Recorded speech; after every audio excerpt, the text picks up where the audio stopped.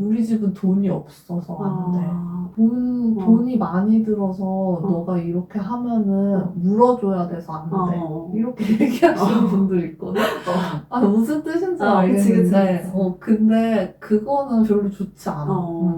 아이가 돈이 없다라는 얘기를 반복적으로 듣게 되면은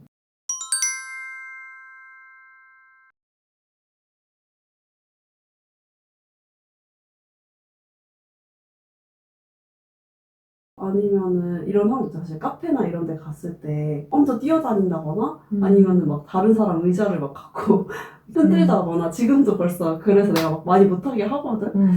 그냥 그게 신기한 거야. 뭐 누가 앉아있는 게 중요한 게 아니야. 얘한테는 그냥 그치. 가서 그냥 뭔가 이제 만지고 싶은 거야. 흔들리는 게 그거를. 신기하겠지.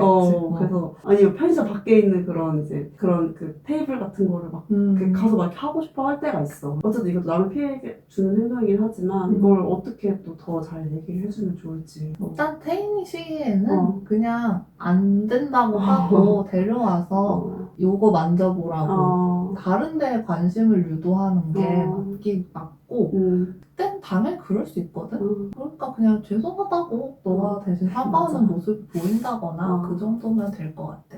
근데 이제 조금 컸어. 3, 4세, 5세 됐어. 그러면은 다른 사람들이 많은 공간에서 엄마들이랑 같이 카페를 갔거나 아니면은 가족들 간의 모임이 있어서 친척들을 오랜만에 만났거나 하면은 엄마들이 이때 좀 많이 하는 게 그 자리에서 훈육하지 않고 나중에 보자. 이렇게 말하는 부모님들도 많거든. 이따가 보자라고 하면은 내가 아이라면 두 가지 마음이 들 것 같거든? 이따가 보자고? 그럼 내가 보기 전까지는 하고 싶은 대로 마음대로 해도 된다는 어차피 건가? 혼날 건데. 두 번째는 그 시간이 되기까지 되게 두렵고 마음이 좀 불편할 것 같아. 어떻게 혼날 거길래 이따가 보자고 이러지? 그래서 나는 그런 때는 그냥 밖에 데리고 나가서 일관되게 양육하는 게 좋을 거라는 생각은 그 순간에 들어. 바로 혼을 내는 게 맞다 이거지. 그 분위기를 망치고 싶지 않아서 라는 건 그치. 좀 엄마 마음일 수도 있거든. 근데 막 데리고 나가는데 막 안 나가! 막 이러면서 막 나가야지 그러면. 하지만 나가야지. 그럴 대로 오히려 나가야 된다. 그럴 수 있을 대로 다른 사람들한테 죄송하다 양해를 구하고 나가주는 게 되도록이면 이런 방법을 지향하는 게 좋아.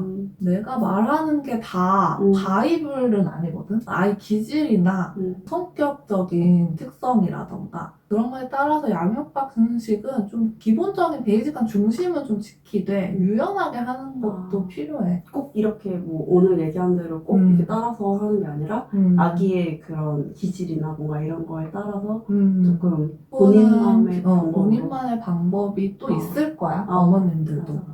상황적인 특성에 따라서 또 임기응변도 필요하고 그래서 양육이 어려운 거라고 생각하거든. 그래도 어렸을 때는 지시가 주가 되어야 돼. 이거 해.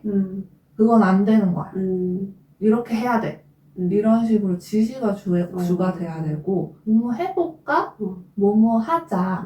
뭐뭐 할래? 이런 식의 질문형의 회유나 권유는 그때는 적합하지는 않아. 보통 그러면 이거 언제쯤?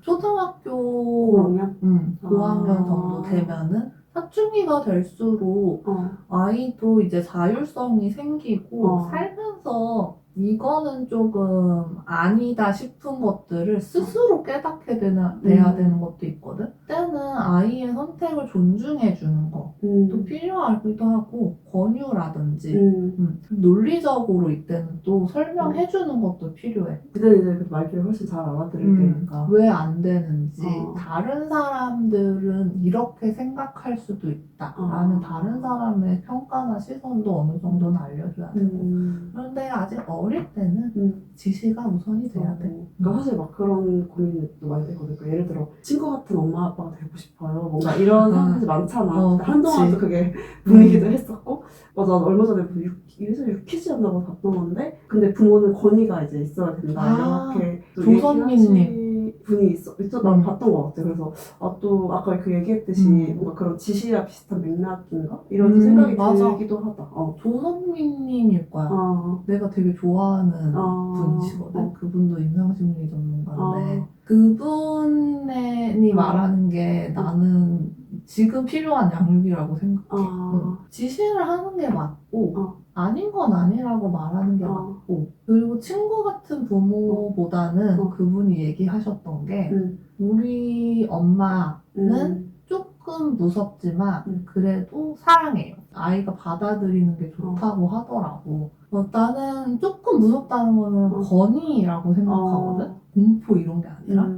조금은 엄하고 단호하지만 그래도 내가 나를 사랑해서 양육을 해주는 사람이라는 걸 알게 해주는 게 필요하고 그렇게 생각하면은 어떻게 보면 친구 같은 거는 좀 거리가 있기는 하지. 친구 같은 부모가 되고 싶다는 게 무슨 의미인지는 알 것 같아. 그리고 나도 그거를 존중해주고 친구 같은 부모의 역할도 필요하기도 한 것 같아. 특히 사춘기 시기라던가 이때는. 좀 더 평등한 관계에서 아이와 같이 얘기하고 이런 것도 필요하다고 보는데 지금같이 영유아기 영유아기까지는 내가 얘랑 친구가 되려면 내가 굉장히 어려져야 되잖아. 그렇지. 그때는 이제 친구 같은 부모님보다는 어른 같은 부모가 되는 게 그치 그게 먼저 그게 먼저인 것 같아 나는.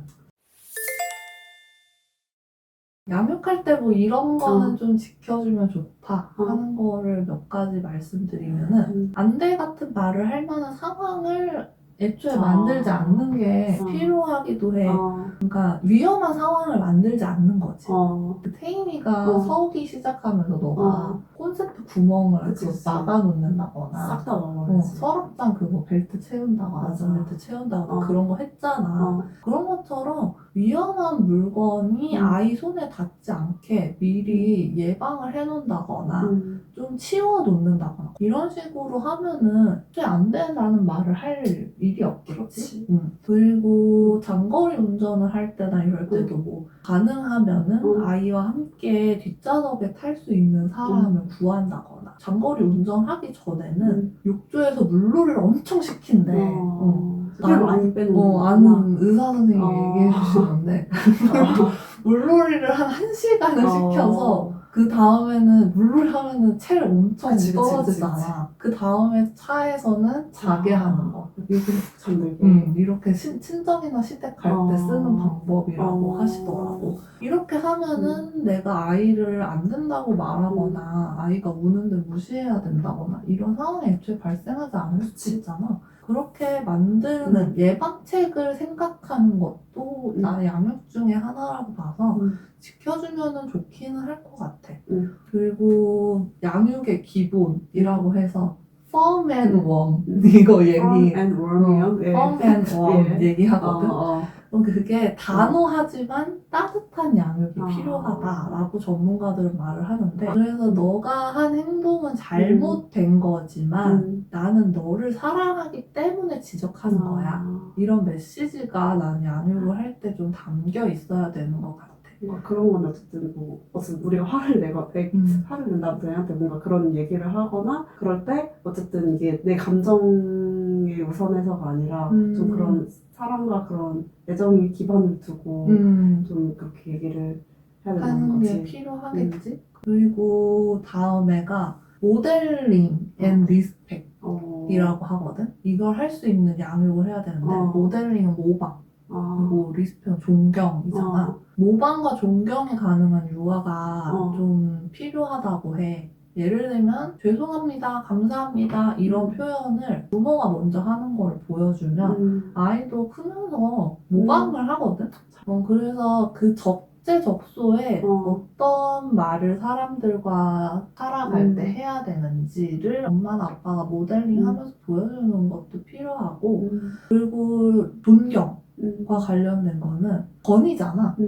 훈육할 때는 울지 않고 훈육을 해야 된다 나는 생각해. 이건 생각하는 게 아니라 지켜야 돼. 내가 부모로서 제발 그러지 마 이렇게 하소연하면서 너가 이럴 때 엄마가 힘들어 죽겠어 이렇게 엄마 정말 너무 힘들어 이러면서 우는 분들도 있거든.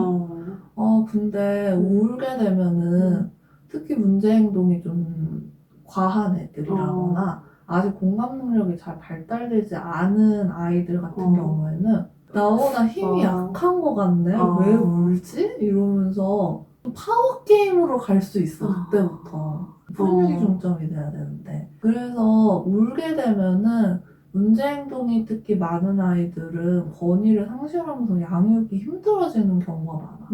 훈육할 때 내가 설명해 주는 거는 어느 정도 필요한 시기가 있다 그랬잖아. 근데 설명해 주라고 하니까 우리 집은 돈이 없어서 안 돼. 돈이 많이 들어서 너가 이렇게 하면은 물어줘야 돼서 안 돼. 이렇게 얘기하시는 분들 있거든. 무슨 뜻인지 알겠는데, 그치. 근데 그거는 별로 좋지 않아. 아이가 돈이 없다라는 얘기를 반복적으로 듣게 되면은 가난하다는 생각이 들 거 아니야. 어떻게 보면 아이가 정말 하고 싶은 게 생기거나 이랬을 때 좀 돈이 없다라는 생각에 엄마나 아빠한테 솔직하게 말하지 못하게 될 수도 있어. 그리고 그렇게 되면은 사실 사회적인 규칙이 내면화된 게 아니잖아. 돈 때문에 안 된다? 이거는 사회적인 규칙의 내면화는 좀 보기는 어렵겠지. 그래서 내가 그런 게 우려돼서 돈 얘기하면서 얘기하지는 마시라고 경제적인 얘기하면서 그 권위랑도 상관이 있으니까. 추가적으로 훈육 후에 아이가 우는 거가 좀 미안하고 엄마도 마음이 아프니까 훈육하기를 좀 힘들어하시는 분들도 계시더라고. 그 과도하게 죄책감 느낀다거나. 궁극적으로 훈육의 목표는 아까 말한 것처럼 잘 돼서 독립하는 거 없잖아. 적당한 좌절이나 합리적인 비판은 아이도 수용을 해야 돼. 그렇지 않으면은 인격적으로도 정서적으로도 발달하고 성장할 수가 없거든. 맞아. 근데 뭐 처음부터 다 혼나고 그러니까. 갔는데 맞아. 잘못했으면은 뭐 그건 혼나는 게 맞지. 인생이 내 맘대로 그렇지. 않잖아. 지금도 혼나는데. 맞아. 그렇게 혼나기 전에 엄마가 한번 알려주는 거잖아. 밖에서 혼나지 말라고 안에서 알려주는 거지. 그래서 너무 미안해하거나 죄책감 가질 일은 전혀 아니라고 생각해. 양육자도 그렇고 애들한테도 그렇고 인생에서 크고 작은 좌절은 그냥 필수적인 요소니까 훈육할 때 너무 과도하게 미안해하거나 자책하거나 그러지 마시길. 그 김나영 씨가 아이들 2명 키우는 거 알아? 아들 2명 키우는데 맞아. 그분이 얘기했던 게 육아는 할 때마다 내가 별로인 사람을 확인하는 순간인 것 같다고. 근데 진짜 그게 맞는 것 같아. 정말 밑바닥을 보는 느낌. 맞아. 그것도 어떻게 보면 엄마의 좌절이잖아. 그렇지. 근데 그거를 봤을 때 다시 뛰어오를 수도 있는 거고 성장이 가능하다고 생각하거든. 그걸 깨달았을 때. 그래서 아이랑 엄마가 같이 성장해 나가는 과정이라서 너무 힘들거나 죄책감 느끼시지 마시고 그냥 편하게 양육하시면 좋을 것 같습니다. 또 좋은 얘기 감사합니다. 네. 그러면 다음에 또 새로운 주제로 찾아올게요. 또 궁금하신 점 있으면 댓글 남겨주세요. 네. 감사합니다.